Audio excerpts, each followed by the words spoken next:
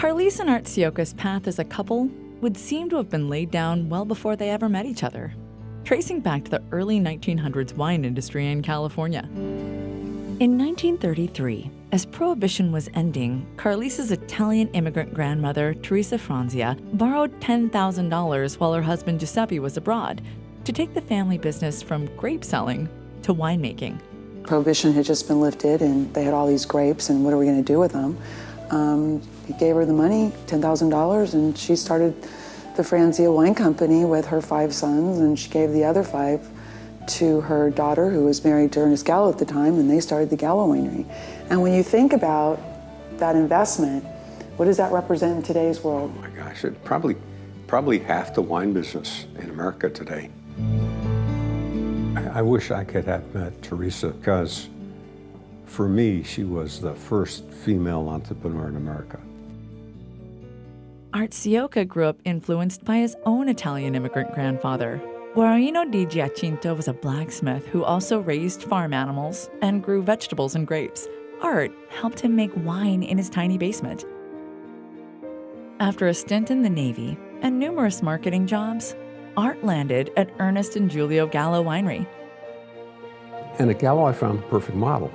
Ernest Gallo was a great entrepreneur. I taught myself to think like an entrepreneur by emulating the greatest entrepreneur I knew at the time. And it worked. Art would go on to be a marketing executive for Coca-Cola's winemaking business, including Franzia Wines, which Coke had bought in 1973. When Coca-Cola wanted to divest in 1981, Art led a group to buy the unit, forming the Wine Group. Right around then, he met Carlise, granddaughter of Franzia's founder. We had a lot in common. Art had spent most of his business career in the wine industry, and I was born and raised in the wine industry, so there was a lot of crossover. You have to remember, Art is now running the company that my grandmother founded. The Wine Group grew to become the second largest wine brand in the country. The truth is, she was such a good sounding board all the way through the building of the company. I mean, we did it together. We were in this thing together. I look back over the 37 years, which we will celebrate tomorrow. Somebody always has to be the quarterback. I was always the quarterback. I think what's important as a couple is keeping the balance. Did you say you had a hard time keeping me in balance? No, keeping balance.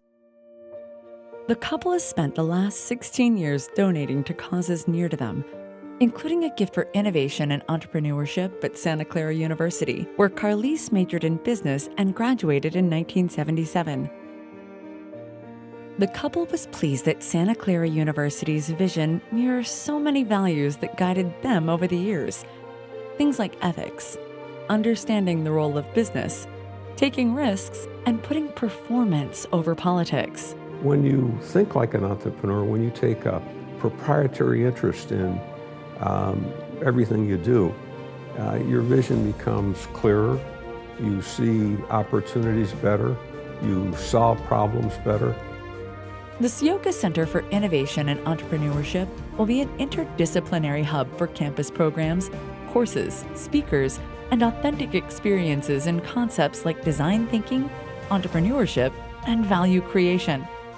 I think the thing that moved me was the huge strategic advantage that Santa Clara University has being right in the middle of Silicon Valley. It was a no-brainer to do this program at Santa Clara.